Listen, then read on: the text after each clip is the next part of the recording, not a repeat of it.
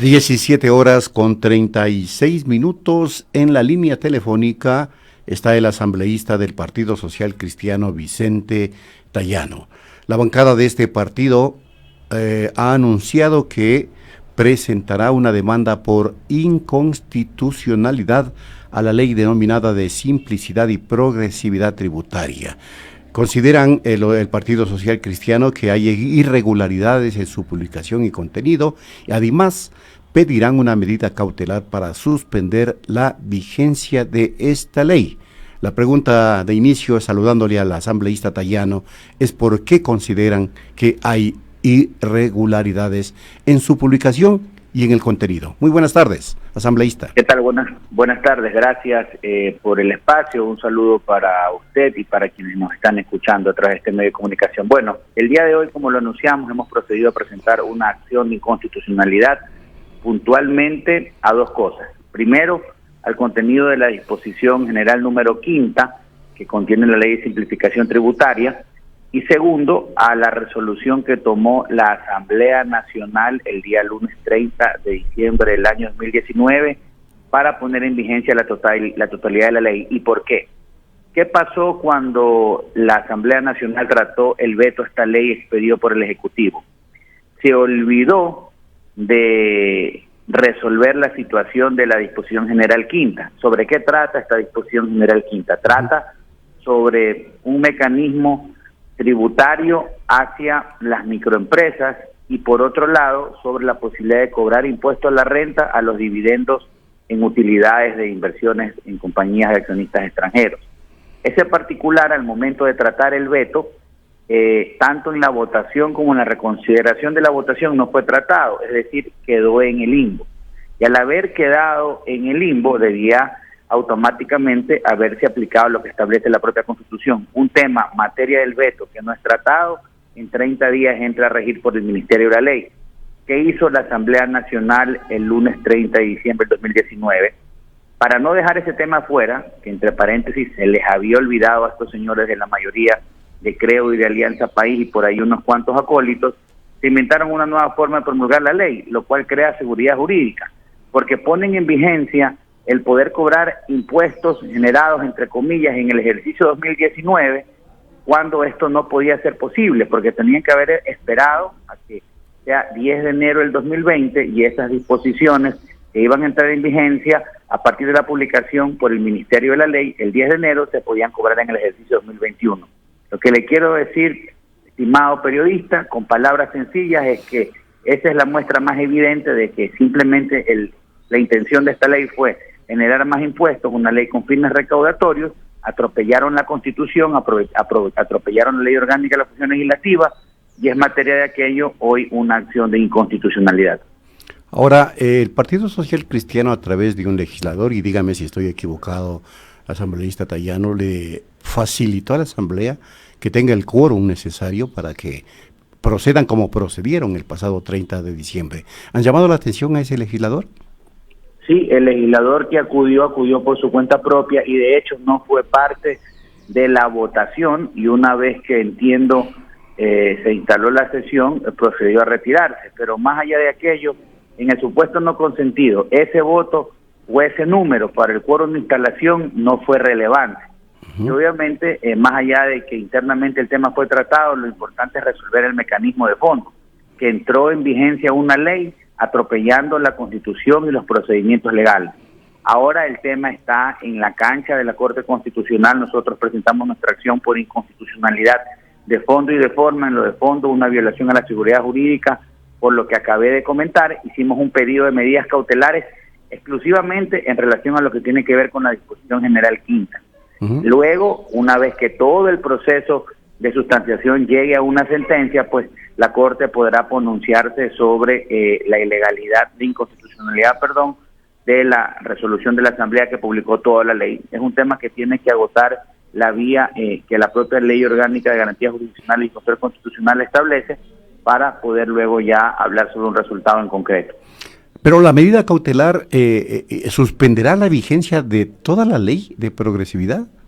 No, el pedido nuestro en cuanto a la medida cautelar exclusivamente está dado a la disposición general quinta, que trata sobre qué. Correcto. Sobre el régimen tributario hacia las microempresas o los trabajadores autónomos y sobre los dividendos generados sobre accionistas extranjeros, puntualmente sobre ese particular. El resto de la ley no, porque lo otro debe ser consecuencia de la sentencia. ¿A través de qué? De declarar la inconstitucionalidad de la resolución de la Asamblea que puso en vigencia la totalidad de la ley. Ya, ahora, ¿qué corresponde en términos de trámite luego de que ustedes han presentado esta demanda? La Corte Constitucional, ¿qué plazos tiene para pronunciarse? Y si es que hay una sentencia, pues esta es inobjetable, ¿no? Bueno, esta Corte Constitucional primero tiene que analizar los fundamentos señalados en la acción de inconstitucionalidad e integrar pues la sala de admisión. Una vez que se revise ese tema, deberá también pronunciarse dentro de los 30 días siguientes sobre nuestro pedido de medidas cautelares. Es un tema ya de manejo interno, si bien es cierto la ley tiene reglamentos de sustanciación y se rige sobre la ley de control constitucional y garantías jurisdiccionales. Nosotros tenemos que estar vigilantes de que este proceso se tramite con la mayor celeridad, porque no olvidemos que en lo de fondo, ya a partir de el 1 de enero, de manera ilegal e inconstitucional, ya se nos están cobrando a los ecuatorianos impuestos. El ejemplo más sencillo, a quienes nos están escuchando y tienen uso de telefonía celular, les van a cobrar un impuesto a partir ya del mes de enero sobre el plan de teléfonos celulares, así como también a quienes usan, por ejemplo, medios de movilización a través de aplicaciones o ven películas o documentales a través de otra aplicación. Es un tema que nos preocupa a todos, el fondo de lo que ha sucedido, pero es importante esto, no podemos permitir que, como se dice por allí, el actuar de una mayoría de la Asamblea pase de agache, porque se inventaron una nueva forma de poner en vigencia la norma, atropellando procedimientos y una vez más pisoteando la Constitución. Ahora, esta ley ha pasado por una serie de obstáculos para finalmente ser aprobada de la manera como usted señala, de manera inconstitucional. ¿A qué obedece este juego político en el que se ha visto envuelta esta normativa jurídica? Porque evidentemente tuvo y ahí tiene un montón de reparos para su aprobación en el orden constitucional. Inclusive, es parte de este juego de mayorías móviles, de intereses político-partidistas y también parte de unas exigencias del Fondo Monetario Internacional que a la final les hicieron actuar casi a ciegas a la mayoría legislativa. Bueno, es evidente que el gobierno nacional tiene y tuvo problemas para poder de una u otra manera estructurar un presupuesto del Estado y para poder cumplir obligaciones. Por varias razones, entre esas un mal manejo de la economía del país, y accedió a un multilateral al Fondo Monetario Internacional, y eso no fue gratis, y eso viene de la mano de imposiciones, de más impuestos y cargas que al final del día son trasladadas al ciudadano y las vamos a pagar todos nosotros, porque en el ejemplo de ese impuesto tapiñado que le llaman contribución especial a la facturación de las empresas de $1 millón para arriba, ¿a quién creemos que le van a pasar la factura? Al consumidor final, al ciudadano, no lo va a asumir el empresario. Y por eso ese tipo de imposiciones son peligrosas y el gobierno a toda costa intentó aprobarla. Tuvo un primer intento fallido, la ley fue negada y por lo tanto archivada, se le sacaron varias cosas. La primera ley, no olvidemos que era extensa, reformaba varios cuerpos legales, hablábamos de política fiscal, de política económica, hablábamos de política tributaria, y luego la segunda un poco más asentada, que tenía por ahí unos cuantos caramelos envenenados. ¿Qué son los caramelos envenenados? Ciertas cosas buenas que sí tenía la ley, como por ejemplo eliminar tasas, recargos de intereses a los estudiantes que habían accedido a un crédito para hacer sus estudios de posgrado y lamentablemente al llegar al país no tuvieron trabajo, no tuvieron cómo pagarlo, y hoy están en centrales de riesgo o ni siquiera pueden obtener un certificado de no deudar al Estado y no pueden acceder, por ejemplo, a una plaza de trabajo en el sector público. Mezclaron todos estos conceptos y atropellando la norma, simplemente se blindó una mayoría para aprobar la ley como terminó aprobada. Nosotros en el minuto 1 dijimos, estamos a favor de los incentivos, estamos a favor de que la productividad se fomente, pero no nos vamos a prestar jamás, porque nunca lo hemos hecho desde hace más de 20 años, para que se nos sigan cargando de impuestos. Y bueno, simplemente la mayoría operó y las consecuencias se dieron. Ahora, el único camino que teníamos jurídica y constitucionalmente hablando es el que hemos accedido el día de hoy vía acción de inconstitucionalidad. Ahora, se ha cuestionado también, asambleísta Tayano, que la ley ubica incentivos, remisiones tributarias, y esto resulta mucho más perjudicial en contraposición a lo que se va a recaudar con lo aprobado, porque se prevé una recaudación de 560 millones de dólares, que es una insignificancia en relación al déficit fiscal que bordea casi los 6.000 millones de dólares. ¿Cómo analizar esta situación? Bueno, definitivamente es una ley que no simplifica y que no fomenta la producción como la presentaron. Y el camino era otro. Tenemos que voltear la mirada, por ejemplo, a renegociar nuestra deuda, por ejemplo, con la China en plazo y en condiciones. Y si es necesario llegar a litigar por anulidad, en algunos casos hay que hacerlo. Y tenemos que recuperar nuestro mayor activo, que es el petróleo, y buscar, sí, forma de liquidez, tal vez a través de la figura de factoring, pero un factoring beneficioso para el país, totalmente controlado y exhaustivamente arreglado. Segundo, verdaderamente aplicar la modalidad que ya existe de las alianzas público-privadas. ¿Para qué? Para que sea el privado el que invierta en la obra pública o en la gestión de servicios, pero que a cambio de eso se genere contratación de plazas de trabajo y también va a haber pagos tributarios. Indiscutiblemente esas eran una de las medidas de las varias que se podían tomar, pero lamentablemente se escogió el camino de siempre, seguir golpeando al ciudadano con más impuestos, por ahí unos cuantos beneficios que no son al final del día beneficios, y la suma que se va a recaudar a través de meterle la mano al ciudadano en función del hueco estatal no es significativo, como usted acertadamente lo acaba de señalar. Lo importante es seguir ejerciendo acciones de control y de presión que lleven al Ejecutivo a que aplique verdaderamente los correctivos. Por ejemplo, la austeridad fiscal que sea tal, que el gasto burocrático verdaderamente se reduzca, no despidiendo a la gente, sino el gasto innecesario, los viajes innecesarios, las movilizaciones innecesarias, las caravanas innecesarias, los usos de aviones innecesarios, combustible, personal de apoyo, etcétera. Una serie de particulares que tienen que empezarse a dar, porque de lo contrario la situación se va a seguir complicando, porque esto simplemente es intentar tapar un hoyo que es mucho más grande que el parche. Finalmente, en términos políticos, la demanda que ustedes plantean de inconstitucionalidad pone punto final a algún nivel de colaboración que tenía el Partido Social Cristiano con el morenismo. Nosotros fuimos claros desde el primer momento de este periodo legislativo. Vamos a respaldar cualquier iniciativa que beneficie al ciudadano, y durante el primer año y medio se generaron varios intentos de recuperar la institucionalidad, y eso era correcto y era adecuado. Por allí una consulta popular, un consejo transitorio de participación ciudadana, más allá de que guste o no guste, el balance final es interesante, porque se pudo dotar de independencia en algunos casos a la función pública que estaba absolutamente secuestrada por el poder político del régimen que gobernó este país 10 años hacia atrás. Pero eso quedó allí, y ya a partir de un segundo momento, alianzas innecesarias que simplemente buscaban cumplir compromisos, en este caso con el Fondo Monetario Internacional, y atropellar la Constitución, y en los fondos seguirle metiendo la mano al ciudadano. Nosotros vamos a seguir cuestionando todo intento en esa materia. Venimos proponiendo una reforma laboral, venimos proponiendo caminos para que la productividad verdaderamente se genere, hemos puesto alternativas sobre la mesa y vamos a seguir insistiendo hasta que seamos escuchados. Y por otro lado tenemos que seguir defendiendo el interés ciudadano, y si mañana, como por ejemplo en la reforma penal que buscaba sancionar con mayor drasticidad a delincuentes, violadores y asaltantes, hubo una confluencia inclusive con el ENSA País, pues la vamos a seguir teniendo. Esto pasa por dejar de lado el tema político y pensar en el Ecuador primero, y obviamente en las necesidades del ciudadano.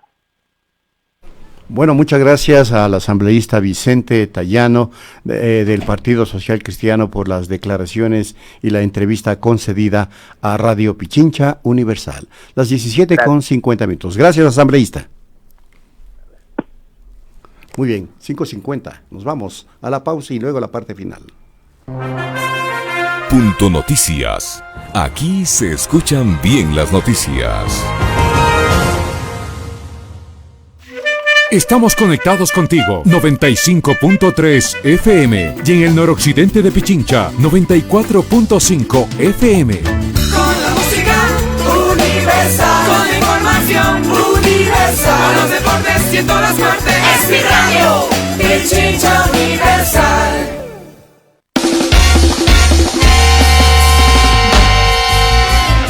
Se vienen cosas grandes, o al menos eso queremos hacerles creer.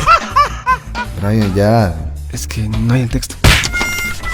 La verdad es que seguimos siendo los mismos. Los pensamientos dentro de mi mente son un enigma. Y bueno, solo cambiamos el horario. Tu banda en cinta, este jueves a las 20 horas. Estoy vacío, estoy desnudo en la oscuridad. Arrancamos la nueva temporada con Mateo Kickman. Escúchanos por la 95.3 de FM en Quito y 94.5 para el noroccidente de Pichincha. No te olvides de seguir nuestro Facebook Live. La escena no muere.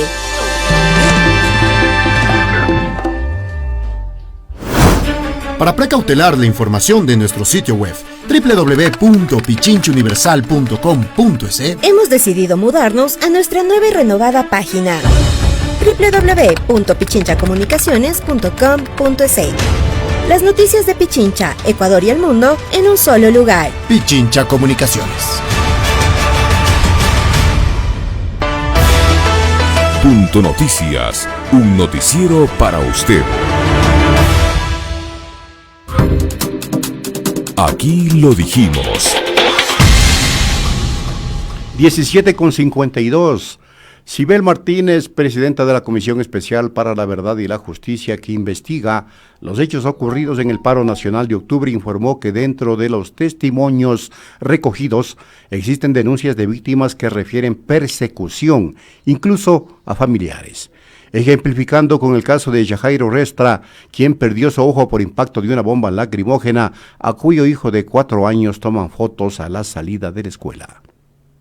Lo que refiere específicamente a Yajaira, y lo comento porque además ella ha acudido a medios o ha respondido de respuestas de los medios, es que efectivamente ella se siente presionada, ella y su familia, que no ha tenido reparación, que de hecho la prótesis ocular que le dieron su familia como regalo de Navidad. Entonces vemos que no existe reparación, que no hay estos procesos, que en Fiscalía está su denuncia pero no hay un impulso fiscal, que no se ha hecho lo que se tiene que hacer. Y eso nos preocupa. Gabriel Rivera, abogado de Pedro Rivadeneira, padre del asambleísta por Revolución Ciudadana Gabriela Rivadeneira, rechazó que el juez haya otorgado medidas sustitutivas a su defendido por ser de la tercera edad, ya que es una persona de 63 años. Resaltó que la decisión judicial se da porque el magistrado no encontró elementos que den cuenta del cometimiento de un delito. No se le encontraron millones de dólares al señor Pedro Rivadeneira. Ni siquiera la Fiscalía dice eso. La Fiscalía no habla de millones de dólares en manos de don Pedro. Y tampoco la otra persona que está procesada tiene vínculo de parentesco alguno con la familia Rivadeneira. Ya lo que está reprochando la Fiscalía son $55,000, algún piquito más, de don Pedro. Pero hace la UAFE un estudio desde 2012 a 2018. Entonces, la figura del enriquecimiento privado justificado se introduce en el Código Orgánico Integral Penal en Ecuador en 2014. Entonces, esos 2 años, hay nulla pene sine lege, dice un principio que es conocido durante más de 2000 años, que es no hay pena sin que previamente haya ley. Entonces, no le puedes reprochar una conducta entre 2012 y 2014 en cuanto a enriquecimiento privado justificado, porque esa figura no había. El propio Código Integral Penal dice que el enriquecimiento privado justificado es a partir de los 200 salarios básicos unificados. Pero si la Fiscalía dice que no puede justificar $55,000, lo cual no es cierto tampoco, porque es injustificado un patrimonio, un aumento patrimonial, cuando ya le has pedido que justifique. Pero la Fiscalía nunca le pide que justifique el patrimonio. Punto Noticias, para mentes críticas y libres. 17:55, se les vamos a informar la agenda para el día de mañana, entrevistas en la primera emisión de Punto Noticias. Les saludo a Silvia Estrella, ¿cómo está? Muy bien, Washington, muy buenas tardes, una tarde soleada en la capital de los ecuatorianos, y efectivamente les presentamos la agenda del día de mañana. A las 7:30 estaremos conversando con el ingeniero David Pinto, él es fundador de la Asociación Ecuatoriana de Ciberseguridad, y con él trataremos sobre los ataques del gobierno a medios digitales. A las 7:50 estaremos con el tema internacional hablando sobre la tensión entre Estados Unidos e Irán. A las 8:10 estará con nosotros la doctora Isabel Espinosa, secretaria técnica de la Comisión de la Verdad, Justicia y Reparación de la Defensoría del Pueblo, y con ella trataremos sobre el informe de la Comisión Interamericana de Derechos Humanos, CIDH, que se publicó el día de hoy. Y también a las 8:30 estaremos hablando sobre la situación actual del IES y el informe actuarial de la institución con el magíster David Ruales, subdirector general de la institución del Instituto Ecuatoriano de Seguridad Social. Muchas gracias, Silvia, y a ustedes también, amigas y amigos, por habernos acompañado en la tercera emisión de Punto Noticias. Les esperamos en informativos mañana a las 6 horas con Wilson Robalino. Un fuerte abrazo. Hasta mañana.